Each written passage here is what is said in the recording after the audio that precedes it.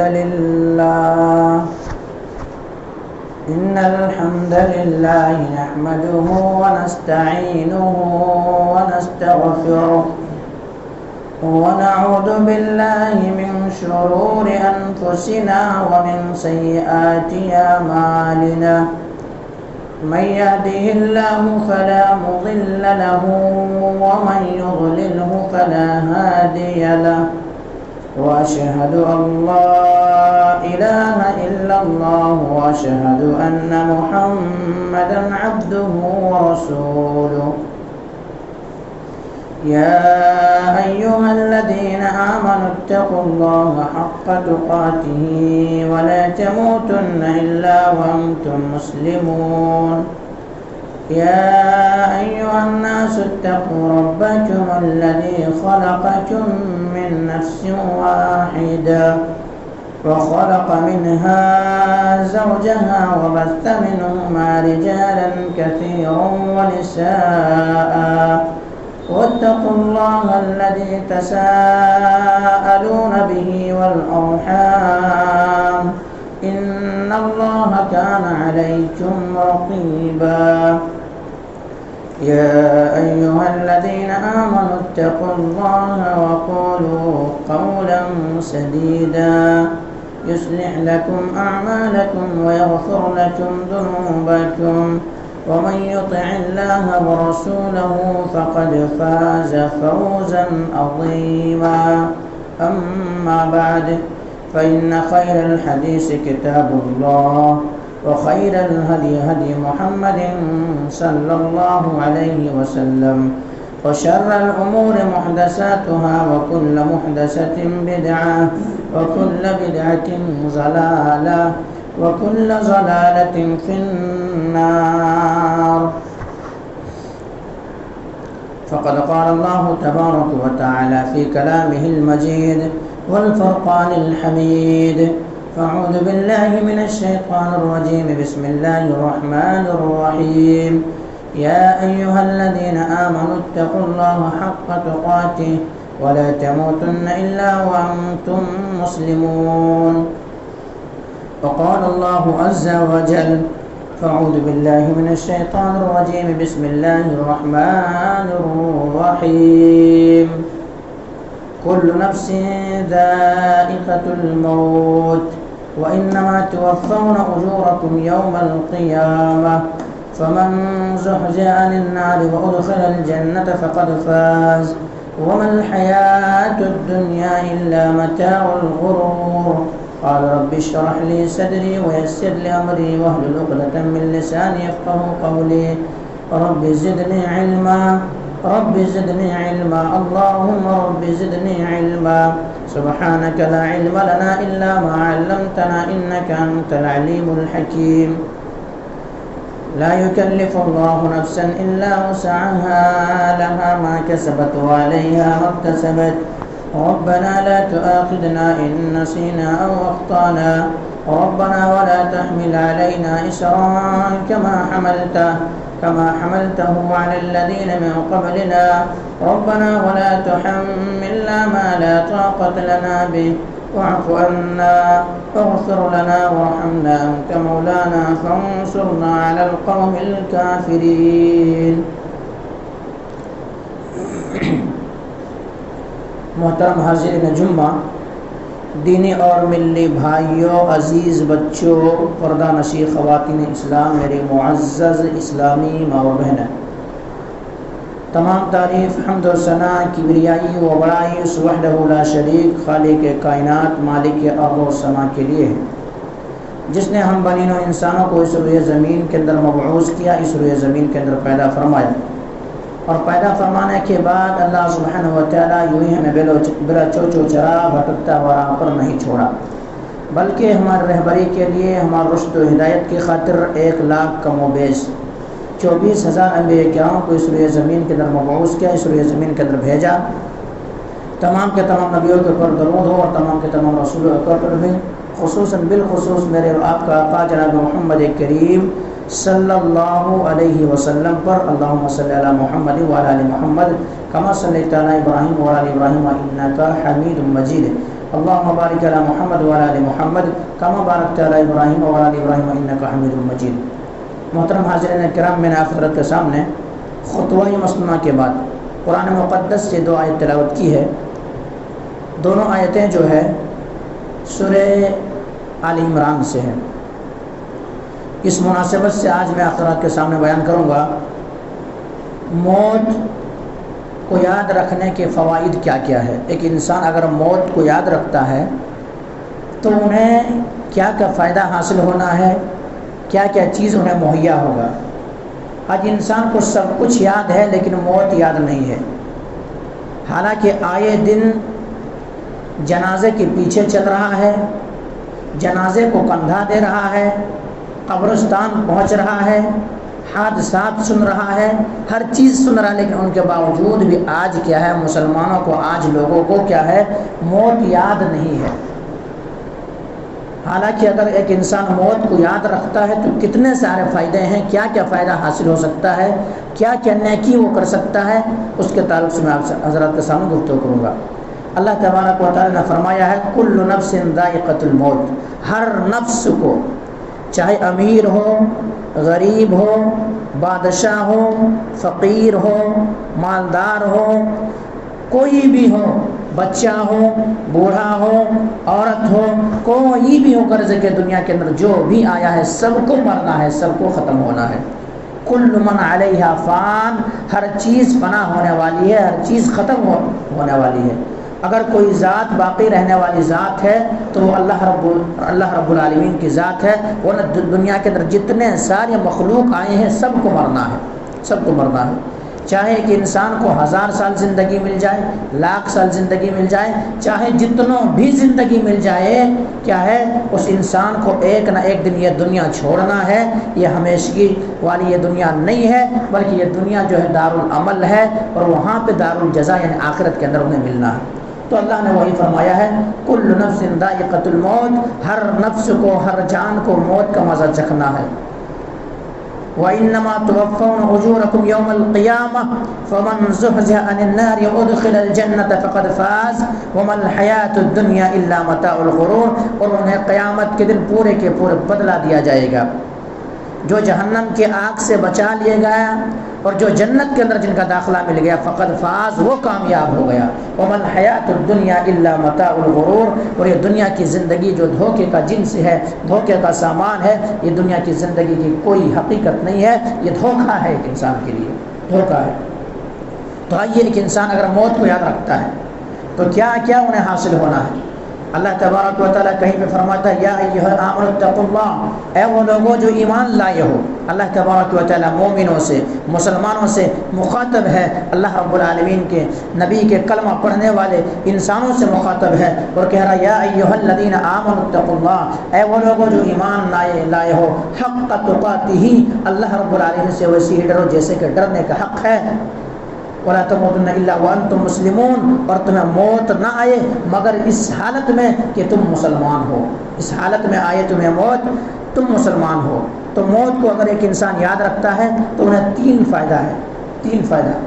اگر موت کو ہمیشہ یاد رکھتا ہے تو وہ انسان اگر گناہ کا کام کرتا ہے، پاپ کا کام کرتا ہے، معصیت کا کام کرتا ہے، نافرمانی کا کام کرتا ہے، اللہ کو ناراض کرنے کا کام کرتا ہے، تو پھر کیا کرتا ہے وہ انسان فوراً توبہ و طائف ہو جاتا ہے، فوراً وہ انسان کیا کرتا ہے توبہ کی طرف پلٹ آتا ہے، کیونکہ اس انسان کے ذہن و دماغ کے اندر یہ چیز مچلتا ہے، ذہن و دماغ کے اندر یہ گردش کرتا ہے، ذہن و دماغ کے اندر یہ سوچتا ہے کہ میں نے گناہ کا کام کیا ہے، پاپ کا کام کیا ہے، معصیت کا کام کیا ہے، نافرمانی کا کام کیا ہے، اور اگر اسی حالت میں ہمیں موت آ جائے، اسی حالت میں ہمیں رب سے ملاقات کرنا پڑے، اسی حالت میں فرشتے ہمارے پاس آ جائیں، پھر میں اللہ رب العالمین کے سامنے کھڑا ہونا ہے، رب تبارک و تعالیٰ کے سامنے جواب دینا ہے، تو وہ انسان کیا کرے گا؟ اگر گناہ کرے گا، موت کو یاد رکھنے والا، مرنا تو سب کو ہے، موت کو یاد رکھنے والا انسان کیا کرے گا؟ جب معصیت اور گناہ اور پاپ کا کام کرے گا تو فوراً اللہ رب العالمین کے جانب لوٹ کر کے آئے گا، معافی تلافی کرے گا، توبہ و طائف ہوگا، اور کہے گا مولا کریم ہم سے یہ گناہ کا صدور ہو گیا، ہم سے یہ گناہ سرزد ہو گئی، اللہ تبارک و تعالیٰ تو ہمیں معاف کر دے، تو ہمیں درگزر فرما دے۔ کیسے؟ آئیے میں بتاؤں آپ کو کس طرح سے ایک مومن جب گناہ کا کام کرتا ہے، پاک اور معصیت کا کام کرتا ہے تو ان کے ذہن و دماغ کے اندر وہی مچلتا رہتا ہے کہ رب ہم سے کیسے ناراض ہو گیا ہے، میں رب کو کیسے راضی کر لوں۔ صحابہ کرام کی زندگیوں سے آئیے میں بتاؤں آپ کو۔ اللہ کے نبی جناب محمد کریم صلی اللہ علیہ وسلم کے ایک صحابی، اللہ کے نبی جناب محمد کریم صلی اللہ علیہ وسلم کی خدمت میں حاضر ہوتے ہیں، اور حاضر خدمت ہونے کے بعد کہتے ہیں اللہ کے نبی جناب محمد کریم صلی اللہ علیہ وسلم مجھ سے گناہ کا سرزد ہو گیا، مجھ سے پاپ ہو گیا، مجھ سے گناہ ہو گیا ہے۔ اللہ کے نبی جناب محمد کریم صلی اللہ علیہ وسلم طہرنی، مجھے پاک کر دیجئے، مجھے صاف کر دیجئے، مجھے پوتر کر دیجئے۔ اللہ کے نبی جناب محمد کریم صلی اللہ علیہ وسلم کہتے ہیں اے میرے ساتھی، اے میرے صحابہ، میں تمہیں کس بات سے پاک کروں، کس چیز سے پاک کروں؟ وہ کہتے ہیں اللہ کے نبی جناب محمد کریم صلی اللہ علیہ وسلم گناہ کا صدور ہو گیا ہے، زنا ہو گیا ہے، مجھے پاک کر دیجئے۔ اگر آپ مجھے ابھی پاک نہیں کرتے ہیں، آپ مجھے ابھی صاف نہیں کرتے ہیں، آپ ابھی مجھے سزا نہیں دیتے ہیں دنیاوی کے اندر جو سزا ہے، تو وہ سزا آپ اگر نہیں دیتے ہیں پھر ایسا ہوگا کل قیامت کے دن مرنے کے بعد رب تبارک و تعالیٰ کے سامنے ہمیں کھڑا ہونا پڑے گا اور اللہ تبارک و تعالیٰ کے وہاں پہ جواب دینا پڑے گا۔ اس لیے اللہ کے نبی جناب محمد کریم صلی اللہ علیہ وسلم میں چاہتا ہوں کہ میں پاک ہو کے جاؤں، میں صاف ہو کر کے جاؤں، گناہوں سے مبرہ ہو کر کے جاؤں اور تمام گناہ ہماری زندگی سے دھل جائے، اس حالت میں جاؤں۔ اللہ کے نبی جناب محمد کریم صلی اللہ علیہ وسلم مجھے پاک کی۔ اللہ کے نبی جناب محمد کریم صلی اللہ علیہ وسلم کہتے ہیں وہی حق، جا تم پر افسوس ہے، تم پر افسوس ہے، تو جا اور جا کر کے توبہ کر لے، رب تبارک و تعالیٰ تمہیں معاف کرنے کے لیے تیار ہے۔ لیکن وہ صحابی رسول دوبارہ حاضر ہوتے ہیں، حاضر خدمت ہونے کے بعد کہتے ہیں اللہ کے نبی جناب محمد کریم صلی اللہ علیہ وسلم آپ ہمیں پاک کر دیجئے، آپ ہمیں صاف کر دیجئے۔ اللہ کے نبی جناب محمد کریم صلی اللہ علیہ وسلم گناہ کا صدور ہوا ہے، پاک ہوا ہے، اللہ کے نبی پھر واپس بھیجتے ہیں وہی حق، تم پر افسوس ہے، تم پر افسوس ہے، جا اور ایسا کر کے توبہ و طائف ہو۔ پھر دل مچلتا ہے، پھر دل تڑپتا ہے، پھر گردش کرتا ہے، پھر ذہن و دماغ کے اندر خیال آتا ہے کہ نہیں ہمیں مرنا ہے، ہمیں موت، تجھے یاد ہے کہ ہمیں دنیا چھوڑنا ہے، بڑے بڑے بادشاہ گئے ہیں تو میری کیا اوقات ہے، میری کیا حیثیت ہے، مجھے بھی چھوڑنا ہے، دنیا خیر بات کہنا ہے، ہر کسی کو جانا ہے، اور اگر میں اسی حالت میں اگر مر گیا تو اللہ تبارک و تعالیٰ پھر قیامت کے دن مجھ سے باز پرس کرے گا، مجھ سے پوچھے گا کہ تم سے یہ نادانی کیوں ہوئی، تم سے یہ گناہ کا صدور کیوں ہوا، تم سے یہ پاپ کیوں ہوا، تو میں کیا جواب دوں گا، میں رب کو کیا کہوں گا؟ پھر یہی تڑپاتا ہے، رات میں بستر پہ جاتا ہے، نیند نہیں آتی ہے، رات میں بستر پہ سونے کی کروٹیں بدلتا ہے، نیند نہیں آتی ہے، آخر گناہ کا صدور ہوا ہے، پاپ ہوا ہے، موت یاد ہے کہ مرنا ہے، رب کو سامنے ہمیں جواب دینا ہے۔ اگر ذرہ برابر بھی نیکی ہے اس کو بھی رب کے سامنے بیان کرنا پڑے گا، اگر ذرہ برابر بھی برائی ہے وہ بھی رب جان لے گا، اب کیا کرنا ہے؟ پھر سے وہ انسان آتا ہے، اللہ کے نبی جناب محمد کریم صلی اللہ علیہ وسلم مجھے پاک کر دیجیے، مجھے گناہوں سے صاف کر دیجئے۔ آخرکار اللہ کے نبی جناب محمد کریم صلی اللہ علیہ وسلم صحابہ کرام کو حکم دیتے ہیں کہ میرے ساتھی، میرے صحابہ، اس کو دیکھو کہیں نشے کی حالت میں تو نہیں ہے، کہیں نشے کے پیے ہوئے تو نہیں ہے جس کی وجہ سے اس طرح کی باتیں کر رہے ہیں۔ صحابہ کرام نے دیکھا، منہ کو سونگا تو کہ اللہ کے نبی جناب محمد کریم صلی اللہ علیہ وسلم کوئی بھی نشے کی حالت میں نہیں بلکہ ہوش و حواس میں یہ بندہ یہ کہہ رہا ہے۔ آخرکار اللہ کے نبی جناب محمد کریم صلی اللہ علیہ وسلم نے کہا کہ ایسا کیا جائے کہ اس انسان کو اب رجم کا سزا سنایا جائے گا، رجم کے سزا سنایا جائے گا۔ آخرکار اپنے جان کو دے دیا، اپنے جان کو دے دیا، لیکن اپنے آپ کو صاف ہو گیا، پاک ہو گیا۔ اسی گھڑی اسی اشنے میں ایک صحابی رسول حضرت خالد بن ولید رضی اللہ تعالیٰ عنہ بھی پتھر مار رہے تھے، اچانک اس صحابی رسول کو پتھر مارا، پتھر مارنے کی وجہ سے خون کا فوارہ جاری ہوا، خون کا فوارہ جاری ہوا، جاری ہونے کے بعد ایسا ہوا کہ جسم سے نکلنے والے خون وہ صحابی رسول حضرت خالد بن ولید رضی اللہ تعالیٰ جسم پر پڑے، کپڑے پہ پڑے، تو کوئی بات اس طرح سے کہے، ناگہانی بات کہہ دیے۔ اللہ کے نبی نے کہا،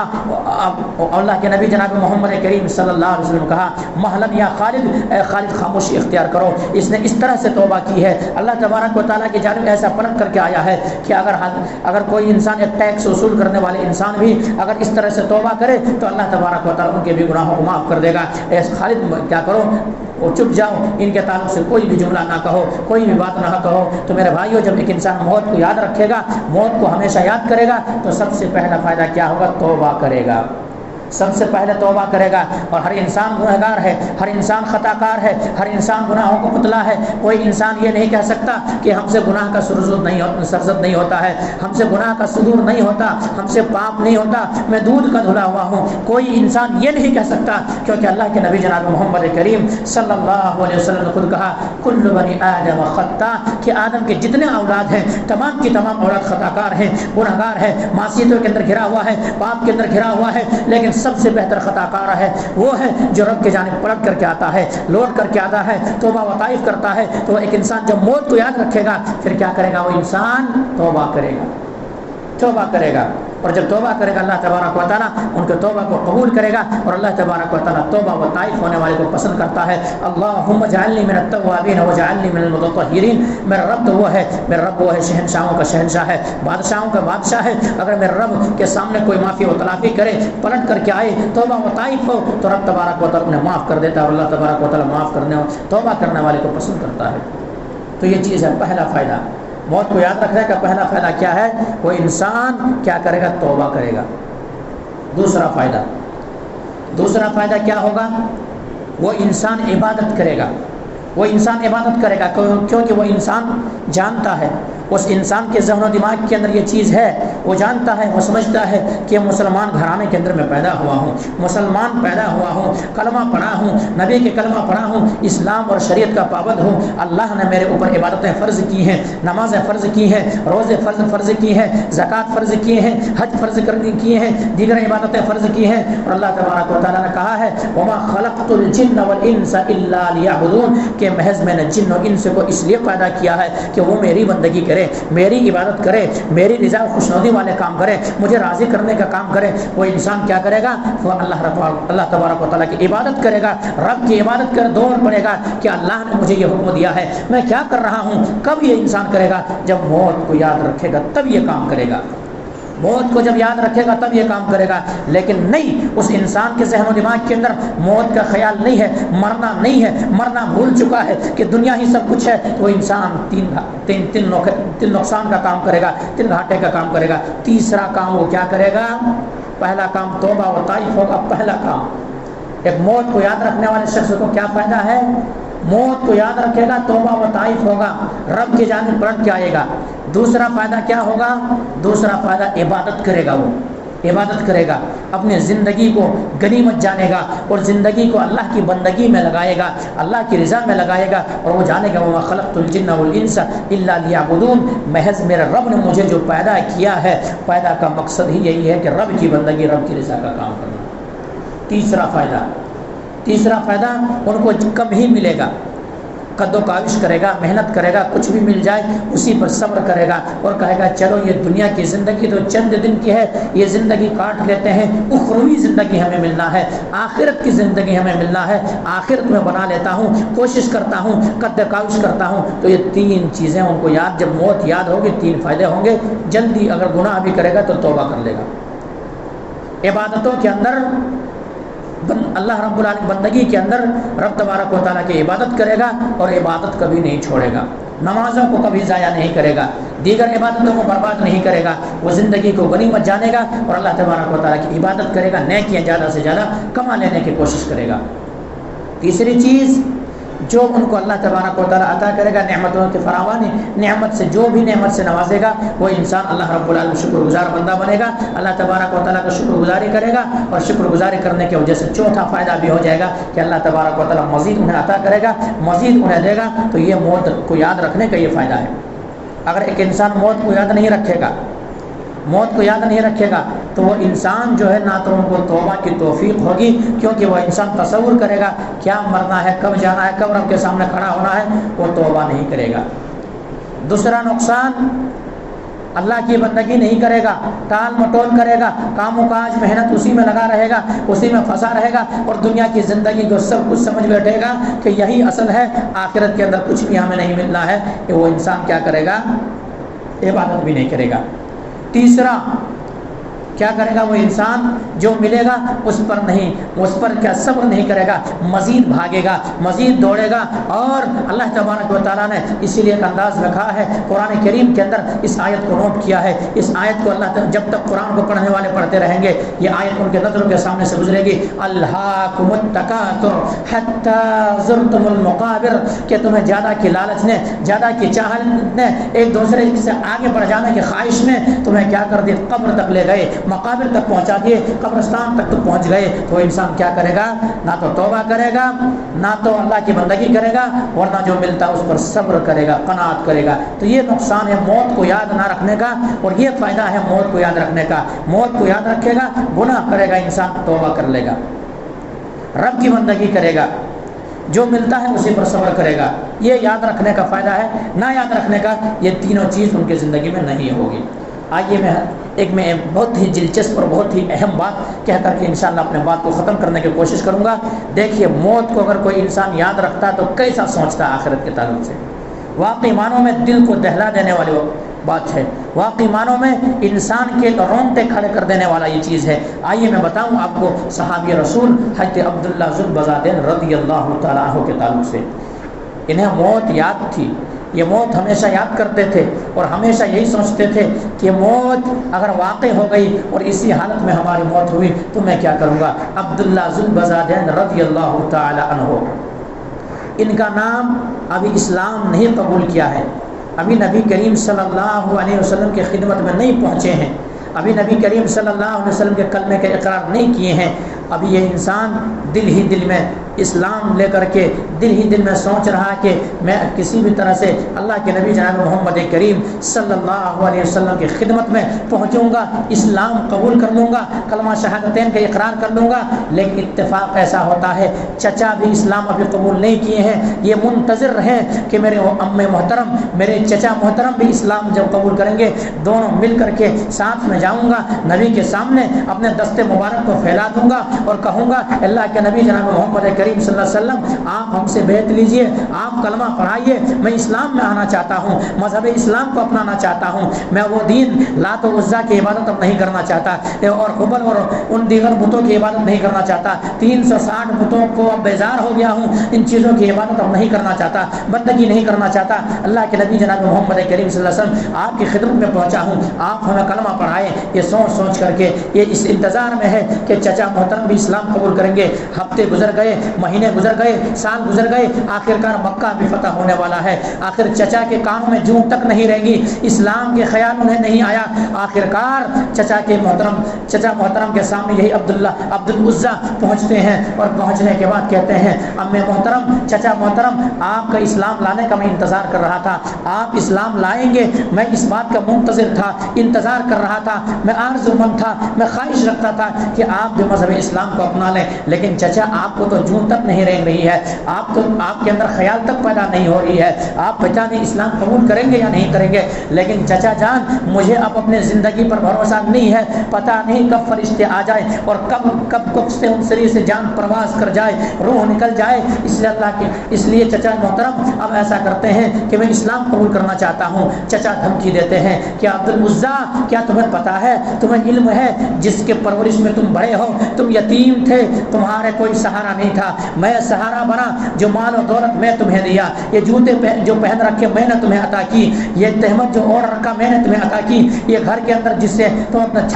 سر چھپاتے ہو یہ میں نے تمہیں عطا کیا ہے۔ آخر کار تم اسلام قبول کرو گے، مذہب اسلام پر آؤ گے تو میں تمہارے تمام دولت کو چھین لوں گا، مال و دولت کو چھین لوں گا، یہاں تک کہ کپڑے تک کو میں چھین لوں گا۔ اللہ اکبر۔ کچھ دیر تک سوچتے ہیں اور کہتے ہیں کہ تمام چیزیں چھن جائے گی، لیکن پھر بھی اس کے ذہن و دماغ کے اندر یہ کام کرتا ہے کہ آخرکار اگر ابھی زندگی میں اگر یہ چیز چھوڑ دے تو کیا بڑی بات ہے، آخرکار ہمیں مرنا ہے، رب تبارک و تعالیٰ کی طرف جانا ہے، ہمیں موت آنی ہے، اور موت جب آئے گی ظاہر سی بات ہے یہ دولت چھن جائیں گے، یہ مال چھن جائیں گے، یہ اسباب چھن جائیں گے، یہ گھر و دیوار چھن جائیں گے، یہ دکان چھن جائیں گے، تمام ساری چیزیں چھن جائیں گی۔ اس لیے ایسا کرتا ہوں اسلام کی محبت میں یہ قربانیاں پیش کرتا ہوں، یہ تمام چیزیں چھوڑ دیتا ہوں، تمام چیز قربان کر دیتا ہوں۔ کہتا چچا محترم کوئی بات نہیں ہے، آپ نے مجھے پالا تھا، آپ نے پرورش کی تھی، کوئی مسئلہ نہیں ہے، لیکن اسلام سے بڑھ کے یہ دولت تو نہیں ہو سکتا ہے، اسلام سے بڑھ کر کے یہ کوٹھیاں تو نہیں ہو سکتا ہے، اسلام سے بڑھ کر کے تمام ساری چیزیں تو نہیں ہو سکتا ہے، اسلام کو میں اپنانا چاہوں گا چاہے آپ کچھ بھی کر لیں۔ کہتے ہیں عبدالعزیٰ ہوش میں آؤ، کیا تمہیں کیا ہو گیا ہے، آخر کیا بہکی باتیں کرتے ہو؟ کہتے ہیں امی محترم، چچا محترم، میں بہکی باتیں نہیں کر رہا ہوں، میں سوچ کر کے آیا ہوں، سمجھ کر کے آیا ہوں، عقل مندی اور دانش مندی کی بات کر رہا ہوں۔ چچا جان میں اسلام قبول کرنا چاہتا ہوں، اسلام قبول کرنا چاہتا ہوں۔ آخرکار وہی چچا جو اونٹ ان کو دیے تھے اونٹ چھین لیتے ہیں، جو پیسے ان کو دیے تھے پیسے چھین لیتے ہیں، جو جوتے یہ پہن رکھے تھے جوتے چھین لیتے ہیں۔ آخرکار مورخین نے لکھا میرے بھائی،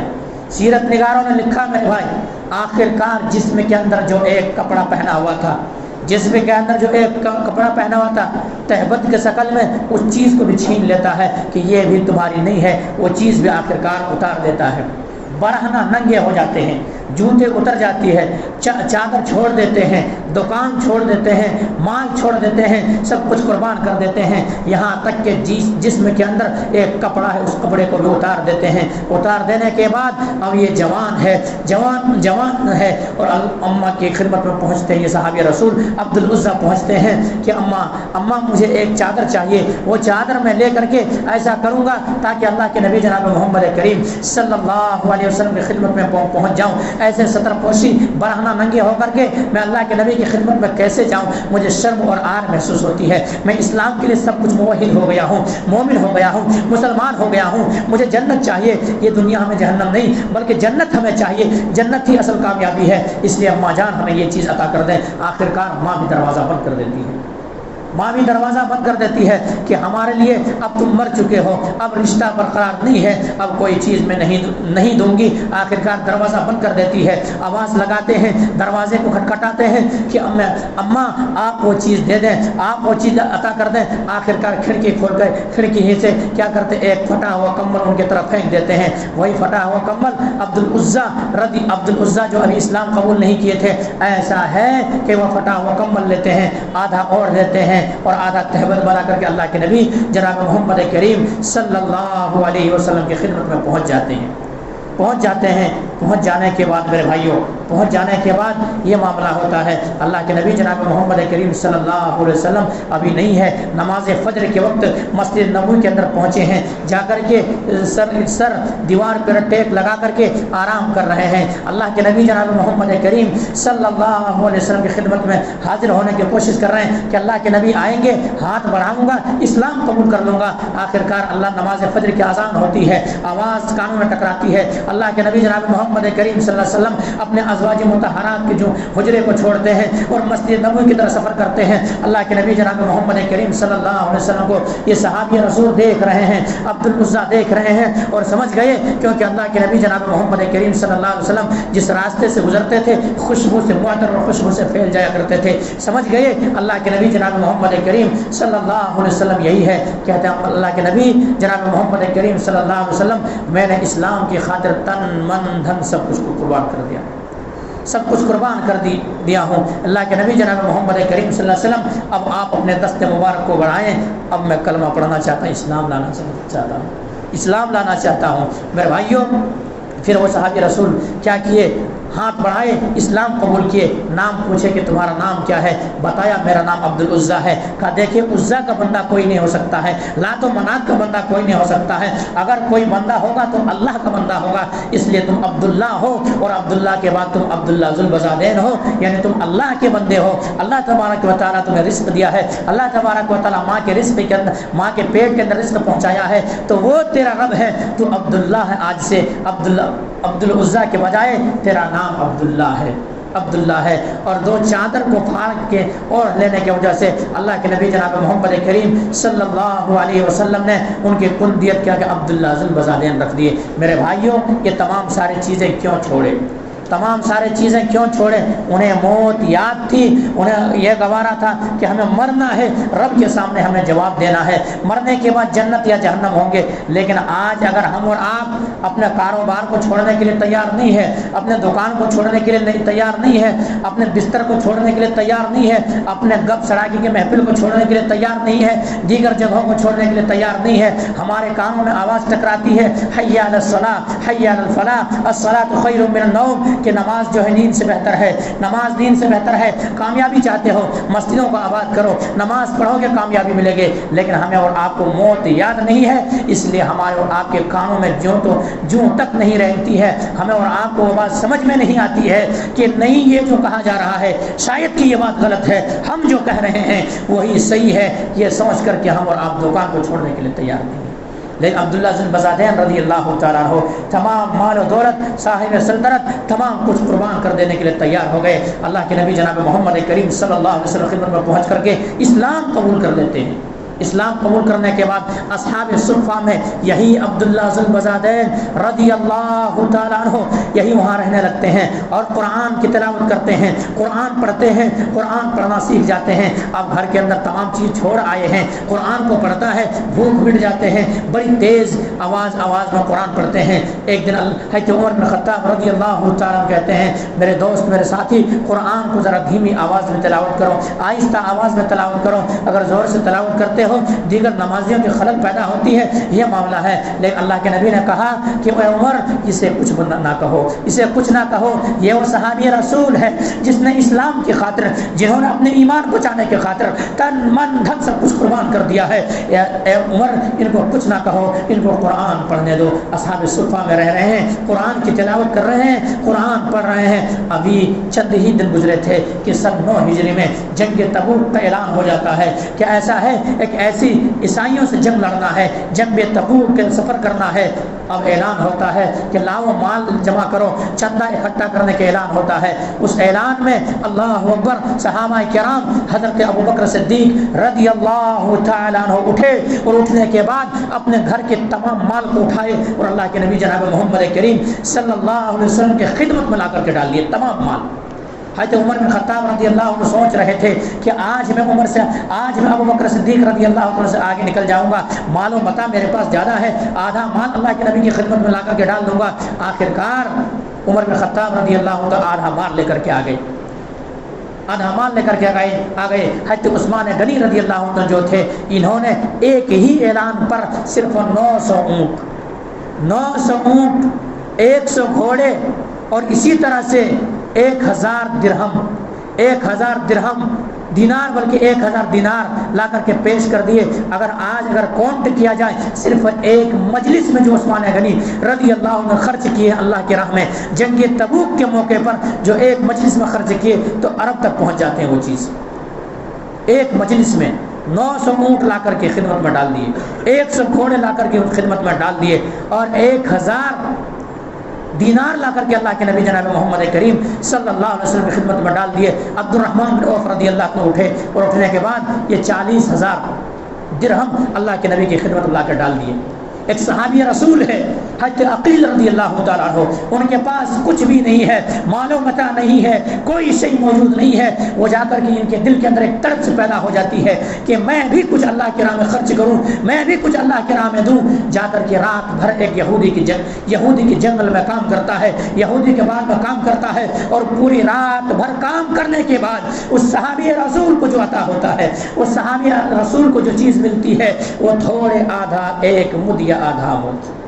ایک لب بھر یا آدھا وہ چیز انہیں کھجور عطا کی جاتی ہے، کھجور ملتا ہے، وہی اپنے گھر پہنچتے ہیں، آدھا بیوی بچوں کے لیے رکھ دیتے ہیں کہ میں جنگ کے لیے جا رہا ہوں، اسی میں زندگی بسر کرنا، اسی کو کھا لینا، اسی گٹھلی کو چوس لینا، زندگی بسر کرنا، میں جنگ کے لیے جا رہا ہوں، پھر دوبارہ آؤں گا یا نہیں آؤں گا پتہ نہیں، اس لیے تمہیں بھی ضرورت ہے، مجھے مال لے کر کے اللہ کے نبی کی خدمت میں پہنچنا ہے۔ آخرکار یہ جب لے کر کے اللہ کے نبی جناب محمد کریم صلی اللہ علیہ وسلم خدمت میں پہنچ رہے ہیں تو ایسا کیا ہے، منافقین مذاق اڑا رہے ہیں، منافقین مذاق اڑا رہے ہیں کہ ان کو کیا ہو گیا ہے، یہ ایک آدھا مد سے کیا ہو جائے گا، لیکن اللہ تبارک و تعالیٰ دل دیکھتا ہے میرے بھائی، اللہ تبارک و تعالیٰ نیتوں کو دیکھتا ہے۔ اللہ کے نبی جناب محمد کریم صلی اللہ علیہ وسلم نے اپنے ہاتھوں سے اس چیز کو قبول کرتے ہیں، اور جہاں پہ مال رکھا جا رہا تھا، مال رکھا جا رہا تھا، چندے کا مال جمع کیا جا رہا تھا، اللہ کے نبی جناب محمد کریم صلی اللہ علیہ وسلم وہاں پہنچے، اور وہی عقیل رضی اللہ تعالیٰ عنہ جو مال لے کر کے آئے تھے، رات بھر مزدوری کرنے کے بعد جو عوض میں ملا تھا وہ جا کر کے چاروں طرف بکھیر دیے، اور بکھرنے کے بعد اللہ کے نبی نے ایک تاریخی جملہ کہا، لا تسبوا اصحابی، لا تسبوا اصحابی، میرے صحابہ کو گالی مت دو، میرے صحابہ کو برا بھلا مت کہو، میرے ساتھیوں کو گالی مت دو، میرے ساتھیوں کو برا بھلا مت کہو، جو انہوں نے اللہ رب العالمین کے راہ میں ایک مد یا آدھا مد اللہ کے راہ میں خرچ کیے ہیں، اگر آنے والی نسل اگر سونے کی پہاڑ خرچ کر دے، احد ایک گھاٹی ہے، احد ایک پہاڑ ہے، اس کے برابر اگر سونا خرچ کر دے تو صحابہ کرام کے درجات کو نہیں پا سکتے۔ یہ تھے صحابہ کرام۔ اب یہی عبد العزیٰ آج ہم اور آپ خرچ کرنے کی باری آتی ہے تو ہم اور آپ جیب دیکھتے ہیں، ہمیں اور آپ کو یہ تک توفیق نہیں ہوتی ہے کہ مسجد کے سامنے سے ڈبے نکل جاتا ہے، لیکن ہمیں اور آپ کو یہ توفیق نہیں تھا کہ مسجد کے ڈبے میں 10 روپے بھی ڈالیں۔ وہ صحابہ کرام تھے، تن من دھن سب کچھ لٹا دینے کے تیار تھے، لیکن ہم اور آپ یہ تیار کیوں؟ ہمیں موت یاد نہیں ہے، ہمیں یہ پتا نہیں کہ ہمیں مرنا ہے، اور رب کے سامنے اگر ہم نیکی کریں گے یہ بھی سامنے پائیں گے، برائی کریں گے یہ بھی سامنے پائیں گے۔ ہمیں اور آپ کو یقین نہیں ہے، اگر یقین ہوتا تو ہم اور آپ ایسے اللہ رب العالمین کی عبادت سے ہم اور آپ روگردانی نہیں کرتے۔ میرا بھائی آخر باتیں چل رہی ہے کہ آخرکار وہی صحابی رسول حضرت عبداللہ ذو البزادین رضی اللہ تعالیٰ عنہ کے پاس کچھ بھی نہیں ہے، کہ اللہ کے نبی جناب محمد کریم صلی اللہ علیہ وسلم آج ابو بکر صدیق رضی اللہ تعالیٰ عنہ گھر کے پورے مال آپ کی خدمت میں لا کر کے ڈال دیے، اللہ کے نبی حضرت عمر بن خطاب رضی اللہ آدھا مال لا کر کے دیے، حضرت عثمان غنی رضی اللہ تعالیٰ عنہ 900 اونٹ، 100 گھوڑے اور 1000 دینار آپ کی خدمت میں ڈال دیے، عبد الرحمن بن عوف رضی اللہ تعالیٰ عنہ کیا ہے 50,000 درہم آپ کی خدمت میں لا کے ڈال دیے، حضرت عقیل رضی اللہ عنہ سے جو بھی بن سکا آپ کی خدمت میں لا کر ڈال دیے۔ اللہ کے نبی اب میرے پاس کچھ بھی نہیں ہے، میرے پاس کچھ بھی نہیں ہے اللہ کے نبی جناب محمد کریم صلی اللہ علیہ وسلم، لیکن میں بھی جانا چاہتا ہوں اللہ کے نبی جناب محمد کریم صلی اللہ علیہ وسلم، آپ سے ایک گزارش کر رہا ہوں، آپ سے ایک مطالبہ کر رہا ہوں، آپ سے ایک چیز کا سوال کر رہا ہوں کہ اللہ کے نبی جناب محمد کریم صلی اللہ علیہ وسلم میرے پاس کچھ بھی نہیں ہے، میں پہلے ہی اسلام کی خاطر سب کچھ چھوڑ دیا ہوں، قربان کر دیا ہوں، یہاں تک کہ جوتے تک چھن گئے ہیں، جو پہننے کے کپڑے تک چھن گئے ہیں، اب میرے پاس کچھ بھی نہیں ہے سوائے جان کے اللہ کے نبی جناب محمد کریم صلی اللہ علیہ وسلم۔ اب میں یہ کہتا ہوں میں جنگ میں جاؤں، آپ دعا کر دیں کہ میں جنگ میں جاؤں اور لڑتے لڑتے جان کے نذرانہ بھی پیش کر دوں اور شہید ہو جاؤں۔ اللہ اکبر۔ یہ صحابی رسول اللہ کے نبی جناب محمد کریم صلی اللہ علیہ وسلم تڑپ جاتے ہیں، آنکھوں کے اندر آنسو آ جاتی ہے اور کہتے ہیں عبداللہ ذو البزادین تم نے پہلے ہی بہت تکلیف اٹھایا ہے، جاؤ کوئی چھلکے لے کر کے آؤ، کوئی پتے لے کر کے آؤ۔ پتے لا کر کے لایا جاتا ہے، اللہ کے نبی جناب محمد کریم صلی اللہ علیہ وسلم ان کے کوئی جسم سے باندھ دیتے ہیں اور اللہ سے دعا کرتے ہیں کہ اللہ رب العالمین آج میں عبداللہ بن ذو البزادین رضی اللہ تعالیٰ عنہ کے خون کو میں کافروں پر حرام کرتا ہوں۔ عبداللہ ذو البزادین رضی اللہ تعالیٰ عنہ تڑپ گئے اللہ کے نبی جناب محمد کریم صلی اللہ علیہ وسلم میں تو موت کی تمنا کر رہا ہوں، میں شہادت کی موت کی تمنا کر رہا ہوں، اور آپ کہہ رہے ہیں کافروں پر ان کے خون کو حرام کرتا ہوں، یہ کیا دعا ہو رہی ہے؟ اللہ کے نبی جناب محمد کریم صلی اللہ علیہ وسلم نے کہا میرے ساتھی، میرے صحابہ، کیا تم نہیں جانتے ہو کہ وہ اللہ کی راہ میں نکلا ہے، اگر کوئی بخار سے بھی اگر مر جائے وہ بھی شہید ہے، وہ بھی شہید ہے۔ اللہ اکبر۔ عبداللہ ذو البزادین رضی اللہ تعالیٰ عنہ ابھی جنگ تبوک تک نہیں پہنچے تھے، راستے ہی میں بخار آئے، راستے ہی میں بخار آئے اور بخار ہی کی شدت میں انتقال کر گئے، شہید ہو گئے۔ اللہ اکبر۔ اللہ کے نبی جناب محمد کریم صلی اللہ علیہ وسلم کے صحابہ کرام جمع ہو گئے اور جمع ہونے کے بعد قبر کھودی گئی۔ اللہ کے نبی جناب محمد کریم صلی اللہ علیہ وسلم قبر میں اترے، قبر میں اترے عبداللہ ذل بزادین رضی اللہ عنہ لاش کو اتارنے کے لیے قبر میں اترے حضرت ابوبکر صدیق رضی اللہ تعالیٰ عنہ اور حضرت عمر رضی اللہ عنہ لاش کو اتار رہے ہیں. لاش کو جب اتار رہے ہیں ذرا حرکت ہو رہی ہے. اللہ کے نبی جناب محمد کریم صلی اللہ علیہ وسلم کہہ رہے ہیں ادبن اخیکما یا ابوبکر و عمر، اے عمر اپنے بھائی کے لاش کو ادب سے قبر میں اتارو، ادب سے احترام سے قبر میں اتارو. آخرکار قبر میں اتار دیا گیا اور ایک کیا ہے تدفین کر دی گئی. اب اللہ کے نبی جناب محمد کریم صلی اللہ علیہ وسلم پھر کیا ہے جنازے کے بعد قبر میں تدفین کے بعد انفرادی دعا جائز ہے، کر سکتا ہے انسان، اجتماعی نہیں، انفرادی دعا کر سکتے ہیں. اللہ کے نبی اب دعا کر رہے ہیں کہ اللہ تبارک و تعالیٰ آج تک عبداللہ ذل بزادین رضی اللہ تعالیٰ عنہ سے آج تک تیرے نبی راضی تھا، تیرا نبی خوش تھا، اے اللہ تو بھی اس سے راضی ہو جا، اے اللہ تو بھی اس سے خوش ہو جا. اس جملہ کو سننا ہی تھا. عبداللہ بن مسعود رضی اللہ تعالیٰ عنہ نے کہا اے کاش آج عبداللہ ذل بزادین رضی اللہ تعالیٰ عنہ کے یہ قبر نہ ہوتی، ان کے جنازے نہ ہوتے، نبی کریم صلی اللہ میرے جنازے ہوتے، میرے قبر کو حضرت عمر میرے جنازے کو میرے میت کو میرے لاش کو ابو بکر صدیق رضی اللہ عنہ اتار رہے ہوتے اور اللہ کے نبی میرے لیے یہ دعا دیے ہوتے. یہ صحابہ کرام ایسے سوچتے تھے. کیوں؟ صحابہ کرام کو ایمان سے محبت ہو گئی تھی، موت انہیں یاد تھی، اس لیے تمام ساری چیزیں یاد تھی. لیکن میرے بھائیوں آج ہم اور آپ آئے دن قبرستان پہنچتے ہیں، آئے دن سنتے ہیں موت لاحق ہوتی ہے، جنازے کے پیچھے جاتے ہیں، تدفین میں شامل ہوتے ہیں اور بے بس چھوڑ کر کے آتے ہیں، نومن مٹی میں دبا کر کے آتے ہیں. لیکن پھر بھی ہمیں اور آپ کو موت یاد نہیں ہے. اس لیے ہمارے آپ کی مسجدیں غیر آباد ہے، مسجدیں آباد نہیں ہے. اگر نمازیوں کی تعداد نہیں ہے وجہ یہی ہے کہ ہمیں اور آپ کو موت یاد نہیں ہے. اگر موت یاد ہوتے تو آپ کو بستر پہ کبھی نیند نہیں آتی، آپ کے بستر پہ کروٹیں لیتے ہوئے بدل دیتے، نیند کے قربان کر دیتے، لیکن آپ کو نیند نہیں آتی. اللہ نے یہی کہا ہے تتجافى جنوبهم عن المضاجع يدعون ربهم خوفا وطمعا کہ اللہ کا جسے اللہ کا ڈر ہے جن کے سینے کے اندر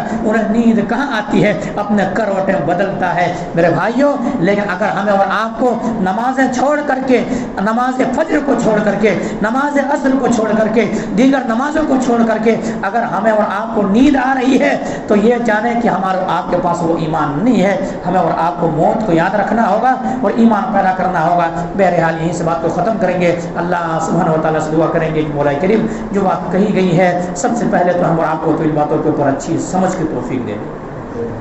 اس کے بعد مولا کہ ہم تمام مسلمانوں کو مولا کریم تو نماز پڑھنے کی توفیق دے دے. مولا کریم ہماری مسجدیں غیر آباد ہے تو مسجدوں کو آباد کر دے. مولا کریم جو موت کو بھولے ہوئے مولا کریم انہیں تو موت کو یاد کرنے کی توفیق دے دے. مولا کریم جو اس دنیا سے جا چکا ان کی مغفرت فرما دے. مولا کریم جو قبر کے اندر مدفون قبر کو جنت کا باغ بنا دے. تقبل یا رب العالمین واقدامنا الحمدللہ رب العالمین سبحان ربک رب العزت عما یصفون.